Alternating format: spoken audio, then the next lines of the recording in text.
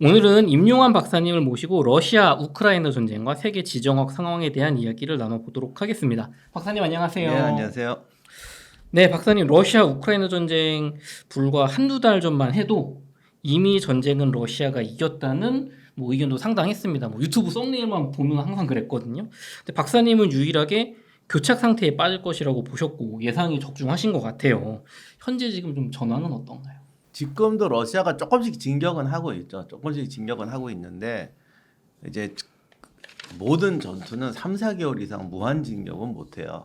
물론 이제 예비 병력이 있어 갖고 쭉쭉 뭐 교대를 시키고 체계적으로 나간다면 다르겠지만 그 정도로 강력하지는 않고 그리고 이제 우크라이나 군이 포탄도 떨어지고 좀 그런 상황에서 밀었는데 저 정도밖에 진격을 못했단 말이죠. 그래서 우크라이나 군이 정비되고 뭐 지원 들어오고 한다면 저 정도 속도도 나오기 힘들지 않겠냐. 특히 전술적 승리라기보다는 물량전으로 특히 포격이라든가 이런 걸로 밀어붙인 게 컸기 때문에 결국 지금 상태 같은 교착 상태가 좀 오래 지속이 되지 않을까 싶습니다. 근데 여기서 말하는 교착이라는 건 지금 딱 상태라는 건 아니고 우크라이나 군도 재정비를 하는 과정이라서 그 이전만큼 크게 밀어붙이지는 못할 수도 있는데 그 어느 정도는 또 부분적으로 조금 밀어내는 정도도 가능하지 않을까. 근데 사실 전쟁의 예측이라는 게 큰 틀에서 하는 거지. 네. 아니 뭐 여기서 요거는 예를 들면 뭐 부산은 점령하고 대구는 탈환하고 뭐 이렇게 찍을 거면 제가 여기 이러고 있겠어요. 그렇군요. 그 세부적으로는 좀 맞출 수 없다. 세부적으로는 어떤 지금 밀리는 상태 정도는 정리가 될 것이고 네. 부분적인 반격도 진행할 것 같습니다. 근데 박사님 그 예전에 그 많은 분들이 러시아가 이겼다라고 선언까지 하신 분들이 있었는데 박사님은 그때 단호하게 아니라고 하셨잖아요. 그 근거가 지금은 현실화가 됐는데 이유 그때 그렇게 생각하셨던 이유가 좀 궁금합니다. 일단 이 전선이 너무 넓어요. 그래서 러시아군이 사실 전쟁하는 중에 러시아군이 정확히 얼마인지 이런 건 다 모르잖아요. 네. 그쪽에서 나오는 보도도 어느 쪽 보도도 정확하게 믿을 수는 없고 희생자 수도 추정치이고 뭐 약간씩 다들 편향이 들어간 추정치이기 때문에 아주 정확하지도 않고 네. 그러다 보니까 또 논쟁도 많이 생기는데 그 당시에 우크라이나군이 상당히 안 좋았죠. 2달 동안 무기 지원도 안 하고 포탄도 떨어지고 이런 상태에서 러시아군은 그동안 좀 비축한 것도 있었고 북한에서 받아온 것도 있고 그래서 거의 포격 소모전으로 갔어요. 근데 그동안에 몇 번의 3년 동안의 전쟁 동안에 어떤 무기의 질의 열세 우열이 아니고 물량에서 특히 포탄의 열세가 이 전쟁에서 상당히 중요한. 근데 사실 옛날부터 그랬지. 정작 중요한 거는 아직도 역시 전쟁의 여왕은 155mm4라는 게 이번에도 증명이 됐는데 그런 소모전으로 갈 때에 이제 반격이 안 되면은 결국 병사들이 희생이 됩니다.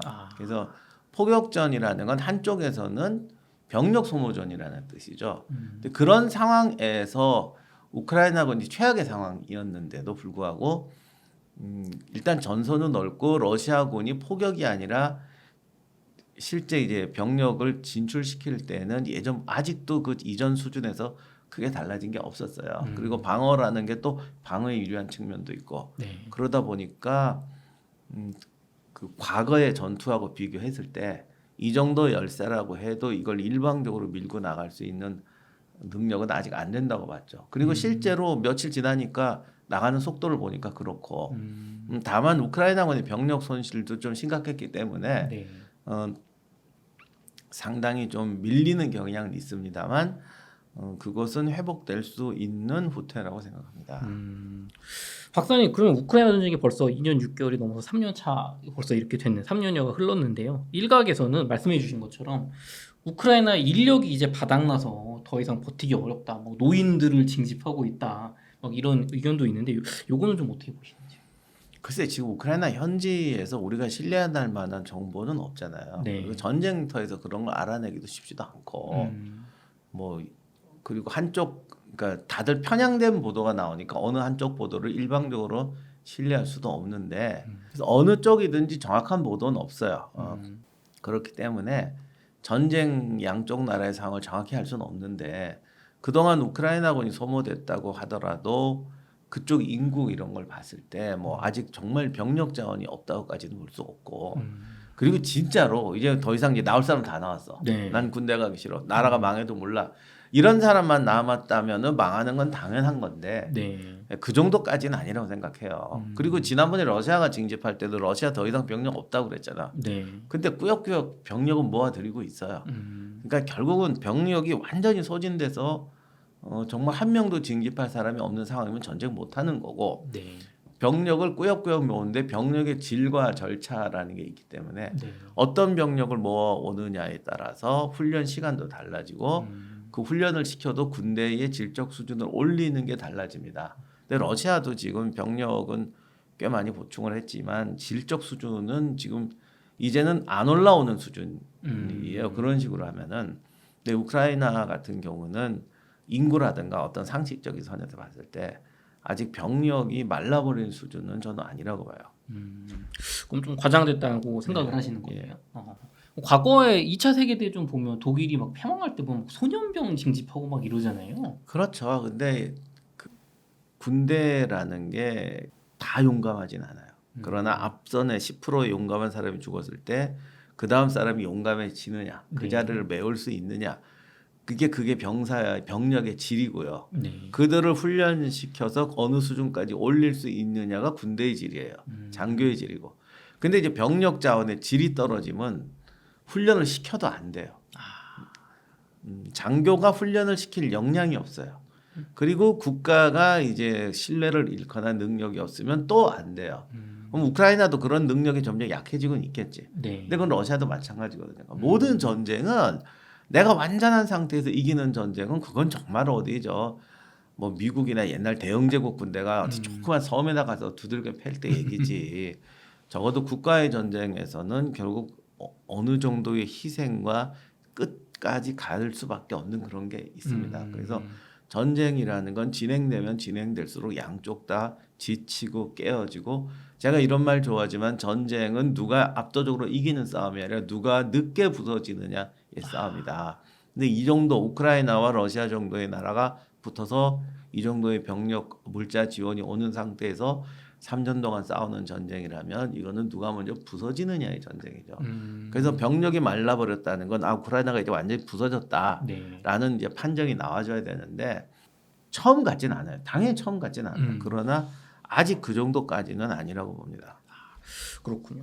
그 박사님 최근에 그 임진왜란사 책을 출간을 하셨는데 어떻게 보면 우리나라 조선과 일본의 전쟁도 보면 초반엔 우리나라가 압도적으로 그때 어려웠었잖아요. 근데 장기적으로 결국에는 그걸 이겨낸 건 이제 조선 명나라 연합군이었는데 그럼 그때와 지금을 비교했을 때 우크라이나가 조선의 그 어려웠던 역량보다 훨씬 더 지금 상황이 좋다고 보시는 건가요?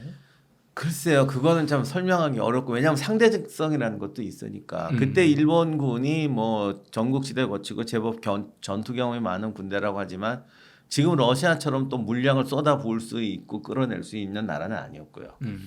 반대로 우크라이나와 그때 조선의 명나라에서 온 지원을 생각하면 우크라이나로 훨씬 많은 지원이 가고 있죠. 그러니까 이게 참 설명이 어려운 부분인데 임진왜란 초기 전쟁도 보면은 일단 뭐 저기 나라가 이렇게 되니까 사람들이 농사를 못 지니까 사람들이 굶어 죽고 뭐 나라의 국가의 신뢰는 떨어지고 그쵸, 그쵸. 뭐 등등 그거 보면은 뭐 몇 달 내로 망할 것 같아요.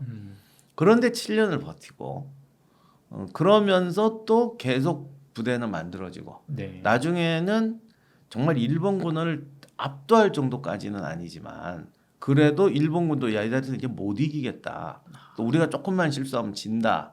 뭐 이렇게 될 수 있는 그러니까 육상전에서 네. 해전이야 늘 우리가 앞섰지만은 네. 육전에서도 그 정도까지 올라가게 되고요. 그래서 사람들은 생각보다 강인하기 때문에 네. 근데 물론 그렇지 않은 나라는 다 없어졌죠 또. 그렇군요. 그래서 그 어떤 그 모든 전쟁 때 초반에 나올 때 그 고통 힘든 거 그렇게 생각하면 진짜 일주일이 없어져야 돼. 예를 들면 지금 전쟁이 났다처럼 네. 뭐 지금 아파트 화장실 수세식 변기도 못 내린다. 뭐 전기 끊어진다. 가끔 지난번에 무슨 어디 화재 나거나 네, 정전 맞아요. 나면 뭐 한 이틀 사는데 다 죽을 것 같잖아요 정말. 네. 그리고 우리 생각에 저 상태가 일주일만 계속돼도 막 다 죽을 것 같아요. 그렇죠, 그렇죠. 근데 실제로요, 이제 많은 특히 노약자들의 희생도 크고 어린아이 희생도 커요. 그러니까 지금 우리는 단 한 명의 희생도 참기 힘든 거고 또 그래서도 안 되고. 네. 그런데 이제 또 막상 전쟁에 나서 수만 명이 죽고 이런 상황이 되면은 10명이 죽는다고 항복하자. 100명이 죽는다고 항복하자. 이렇게도 안 되거든. 그러니까 전쟁은 참혹하고 참혹한 희생이 나는데 그 희생을 감내하게 되는 거죠. 그러니까 저희가 이건 지금 꽤 잔혹한 소리를 하는 건데 인간이라는 건 그 주어진 환경에 적응하는 거기 때문에 예를 들어서 우리가 다시 한번 말씀드리면 너무너무 지금 더운데 네. 전기가 에어컨이 아니면 겨울에 난방이 안 돼서 아파트 한 1000세대 주민 중에 10명이 뭐 동사하거나 돌아가셨다. 네. 엄청난 일이잖아요. 엄청난 일이에요. 그리고 국가한테 대책을 요구하든지 막 할 거예요. 그렇죠. 근데 뭐 갑자기 뭐 이제 핵폭탄이 떨어지고 빙하 시대가 됐어요. 20% 30%가 죽어요. 그러면 사람들이 우리 그냥 다 죽고 말자. 사는 거 포기하자. 이러지 않는다는 거죠.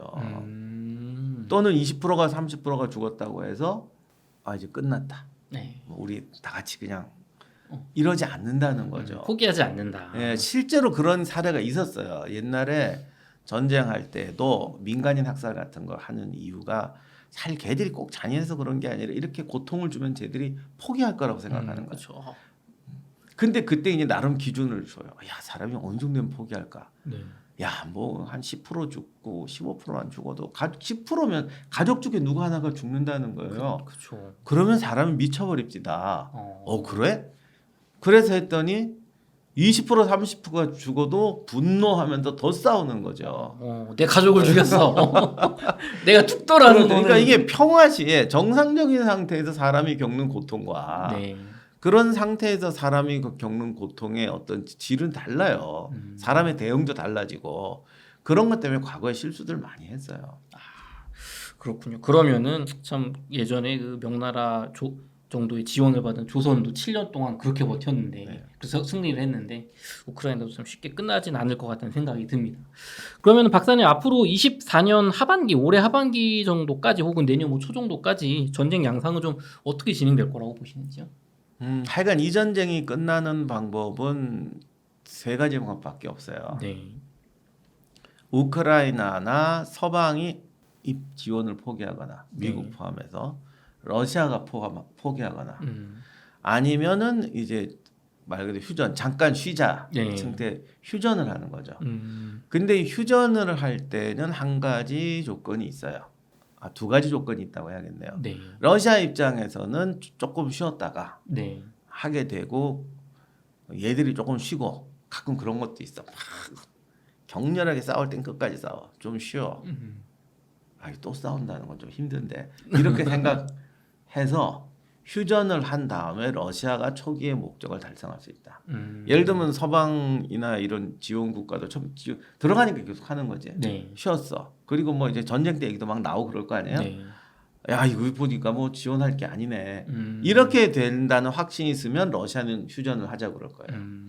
반대로 우크라이나나 서방 측에서는 우크라이나의 어떤 저항이라든가 이런 거를 봤을 때 네. 장기적으로 간다고 해도 러시아가 우크라이나를 완전히 지배할 수 없고 목적을 달성할 수 없다. 네. 그 다음에 서방 측이 지금 뭐 그렇지 않아도 이것 때문에 지금 국방비 올린다, 나토 강화한다. 그리고 이제 나토뿐만이 아니라 영국, 프랑스, 독일 이런 나라들이 우크라이나하고 개별적인 동맹을 맺으면서 우크라이나 상호 보호 조약으로 지금 밀어가고 있거든요. 네. 그러니까 지금 당장 어느 정도 영토를 떼주고 이렇게 휴전을 한다 하더라도 3년 전의 상황은 다르단 말이죠. 3년 전에는 유럽 국가도 확신할 수가 없었어. 이 러시아의 침공에 대해서 어느 정도 결연하게 맞설 수 있을지. 그런데 지금 보니까 뭐 국방비 증액도 되고 나토도 강화도 된단 말이죠. 야, 그렇다면은 뭐 푸틴이 100년을 살겠냐? 쟤들도 저기를 기지화하려면 10년은 걸린다. 그보다 먼저 우리가 충분한 방어 태세를 강화할 수 있다. 네. 이런 확신이 든다면 이쪽도 휴전하자고 그러겠죠. 그래서 뭐 어떻게 보면 간단하네요. 이쪽이 포기하거나 저쪽이 포기하거나 네. 아니면 휴전을 하는데 그들이 원하는 목표를 달성할 수 있는 조건이 만들어져 있다라고 생각하면은 휴전을 할 것이다. 그럼 지금은 좀 그런 목표가 서로가 달성이 안 된 상태 아닌가요? 제가 볼 때는 네. 나토가 국방력 수준을 강화하고 독일이나 유럽, 뭐 영국 이런 애들이 독일이나 영국, 프랑스도 지금 나라가 전쟁 준비가 사실 하나도 안 돼 있어요. 정말 국가의 전쟁을 감당할 수 있는 미국이 없을 때 네. 유럽이 스스로 국가 전쟁을 감당할 수 있는 수준이 되려면 15년은 걸려요. 와. 중간에 무슨 정치적 변동이나 뭔 이탈이 없다는 전제하에서. 이대로 쭉 잘 진행 준비가 네. 되더라도. 근데 또 이게 유럽 국가들도 지금 내부적으로 지금 굉장히 불안정하거든요. 옛날의 유럽이 아니에요. 그러니까 러시아는 희망을 가지는 거지. 좀만 더 펴면. 조금만 더 소모전으로 가면 이길 수 있다. 그리고 제가 이 전쟁 처음 시작할 때부터 그랬는데 러시아는 이 전쟁이 최악으로 가는 건 소모전이다. 러시아가 정말 소모전으로 나오게 되면 러시아도 피해가 크겠고 나중에는 회복 불가능한 피해를 입더라도 러시아는 또 그런 소모전을 할 수 있는 약간의 국가적 끈기가 있어요. 집단적인. 그래서 이렇게 가면 아마 가장 큰 비극이 될 것이다. 러시아는 러시아대로 목표 달성 못하고 네. 러시아나 우크라이나나 유럽 국가들에게 큰 상처를 남기는 소모전이 될 것이 이게 가장 불행한 사태인데 이게 안 됐으면 좋겠다 그랬는데 3년 지나니까 결국 이렇게 왔어요. 네. 여기서 이제 러시아가 더 소모전을 지속하는 거는 서유럽 국가들이 15년 이상은 걸릴 것이고 제대로 결국 안 될 거야 라는 징조가 보이면 그걸 물 거란 말이죠. 네. 근데 지금 그런 징조가 100% 확실하지도 않지만 또 그렇다고 해서 유럽 국가들이 걱정 마 우리 완전히 단합하고 국방은 탄탄해질 거야라는 확실한 어떤 징표도 보여주지 못하고 있어요. 그러니까 러시아도 놓지도 못하고 이제 가고 있는 입장이고 애매하네요. 네, 우크라이나 입장에서는 결국 소모전을 얼마나 버티느냐도 중요하겠고 네. 유럽 국가들의 이 어떤 지원, 미국의 지원 이런 것들이 얼마나 내구성을 가지느냐도 중요하겠죠. 그러면 말씀해 주신 것처럼 뭐 외부의 지원, 유럽의 지원, 미국의 지원도 중요하지만 사실은 전쟁을 하는 당사자는 우크라이나 국민분들 아닙니까? 근데 우크라이나 내부의 여론조사를 보면 휴전 반대, 결사 항전 비율이 초기에는 뭐 8, 90%, 뭐 95% 이렇게 나왔었는데 최근에는 휴전 찬성 여론도 한 30% 가까이 올라갔다고 하거든요. 민주국가인 우크라이나가 독재 국가인 러시아보다 장기전 여력이 조금 부족한 건 아닌가? 좀 어떻게 볼 수 있을까요? 그 휴전이라는 주장 중에는 러시아도 그 처음에 했던 대로 못할 것이라는 안도감이요. 그게 포함되어 있어요. 그렇기 때문에 네. 물론 그렇다고 해도 휴전 여론이 높아진다면 어쨌든 전쟁을 지속하는 데 있어서는 여러 가지 좀 어려움이 있겠죠. 네. 그리고 어떻게 보면 애국자들이 많이 죽었죠. 애국자들의 가족들도 충격을 받고 전쟁의 피로와 공포에 지친 사람들 늘어가겠죠. 근데 어떻게 보면 그 정도 나오는 건 정상 아닌가 싶은데요. 러시아라는 나라는 여론조사를 믿을 수도 없지만 또 러시아라는 나라 자체가 그 국가에 충성하는 그런 성향이 굉장히 강해요. 그러나 네. 그렇기 때문에 여론에서 전쟁을 지지한다는 여론이 80% 90%가 나와도 네. 전쟁이 막상 끝나고 어떤 그런 효과가 지속될 때 이게 나중에 또 분노로 바뀔 수가 있어요. 그렇기 때문에 러시아는 러시아 나름대로의 기준을 가지고 봐야 돼요. 우리 국민들이 여전히 90%의 지지율이 있다 하더라도 그 90%를 또 우리가 생각하는 것처럼 믿으면 안 되는 거죠. 그러니까 다시 한번 말하지만 이게 같이 부서져가는 과정이기 때문에 네. 그런 지표를 처음에 기준으로 봐서도 또한 안 된다는 겁니다. 그렇군요. 그럼 이렇게 또 진행이 된 상태에서 우크라이나나 유럽, 미국을 위시로 한 서방 세계, 우리도 어떻게 보면 이 안에 속해 있는데 서방 세계의 현실적인 전쟁 목표는 지금 시점에 어떻게 봐야 될까요? 뭐 달라진 건 없다고 봅니다. 일단 유럽은 러시아의 서진을 저지해야 되는 거고 네. 물론 이 얘기만 하면은 처음부터 이 전쟁에 난 게 나토의 동진 때문 아니냐, 그렇죠. 뭐 미국이 그거 위반했기 때문이 아니냐라고 얘기를 하는데 역사를 한번 보시면 국제 조약이라는 건 지켜지지 않으려고 맺는 조약이에요. 지켜주지 않는데 왜 맨나요, 선생님? 그러니까 이게 예를 들면 네. 이사님하고 저하고 네. 이걸 매도 계약을 했어요. 네. 돈 주고 샀어. 네. 영원한 소유권이잖아요. 그렇죠. 네. 아니면 임대 계약을 하는 거죠. 내가 이걸 3년 동안 빌릴 겁니다. 그러면 3년 지나면 그냥 끝이죠. 그쵸, 이건 그쵸. 아주 정확해요. 네. 그런데 국제조약이란 이런 거야. 제가 지금 하는 예언하고도 비슷해요. 예를 들어서 제가 뭐 저기 대만하고 중국이 전쟁이 안 납니다라고 네. 말했다 쳐. 네. 내가 그게 말 때 시야는 말하지 않았어요. 그쵸? 내가 지금 말장난하려고 그러는 게 아니라 네. 예를 들면 이렇게 하면 말장난이겠지. 그 말은 사흘 뒤에 났어. 아, 그럼 너무 당신은 왜 빠르네요. 틀렸어? 네. 그랬더니 내가 언제 사흘 뒤에 안 난다고 그랬냐? 어제 오늘까지 안 난다고 그랬지. 이러면 이거는 말장난이지. 이건 정말 양심이 없는 거지. 네. 그런데 이런 말을 할 때는 적어도 어떤 지금 이런 상황 속에 있단 말이죠. 근데 만약에 1년 후에 갑자기 뭐랄까 우크라이나전이 확전이 돼서 헝가리, 폴란드까지 들어가고 뭐 예를 들면 남북한에도 분쟁이 생기고 이런 상황에서 만약에 뭐 타이완 침공이 났다. 네. 그러면 당신 예언이 왜 틀렸냐? 그러면 나는 거기에 대해서는 할 말이 있지. 그쵸. 뭐 내가 언제 안 난다고 하니까 그럼 100년 1000년 안 나냐? 그렇죠. 그렇게 따지면 뭐 당분간 세계대전 안 날 겁니다라는 건 기존의 틀에서 얘기하는 거지. 갑자기 그쵸. 화성인이 쳐들어왔어. 네. 뭐 그럴 때 아니면 지구가 갑자기 뭐 빙하기가 왔어. 그렇죠. 그 상황에서까지 영원 무궁 안 난다는 그런 시효가 없지 않냐. 그렇죠. 전제 조건이 있는 네. 거죠. 그러니까 국제조약이랑은 그런 묘한 전제 조건이 있어요. 아. 그러니까 국제조약은 그렇게 맺어 놓는 거야. 아. 그렇게 서로 보는 거야. 저 사람이 왜 이걸 조약을 맺었을까? 우리가 왜 이걸 조약을 맺었을까? 그런데 어떤 여러 가지 이유 때문에 전쟁이 깨지면 네. 그때부터 이건 핑계거리밖에 안 되는 건 다 알고 하는 거야. 그거는. 그러니까 우리가 무슨 법조문 뒤지듯이 해서는 그걸 이해할 수가 없어요.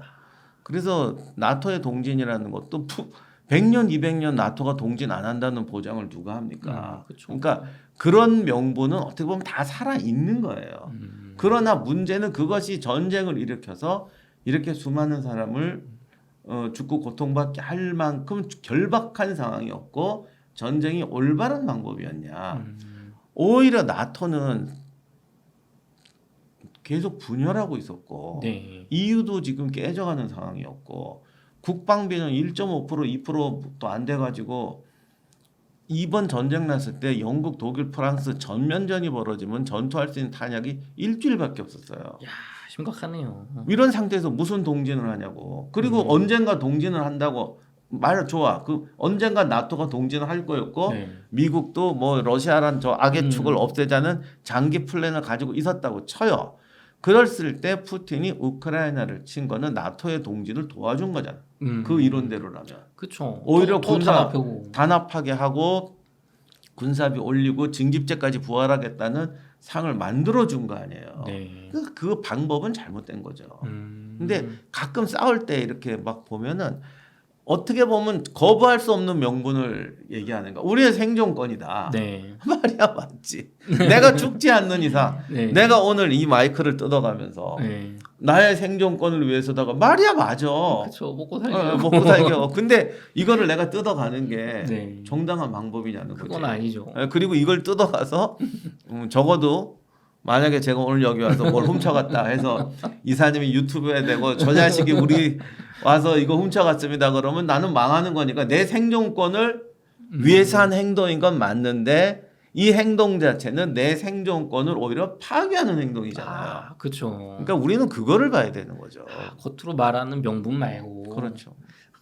그러면은 박사님, 그러면은 지금 그런 생존권을 가지고 러시아가 이 전쟁을 일으켰는데 그렇다면 러시아의 현실적인 지금 상황에서 이제 지금 뭐 우크라이나 본토를 병합하면 물 건너간 거 아닙니까? 아니면 뭐 수도를 탈환한다거나 이런 상황에서 이 러시아의 현실적인 전쟁 목표는 뭐가 될까요? 그러니까 저질러놓은 전쟁을 끝낼 수가 없는 거죠. 특히 전쟁이란 건 국가의 정치 체제, 아니, 푸틴 개인의 문제가 아니라 푸틴을 중심으로 움직이는 정치 체제의 문제인 거죠.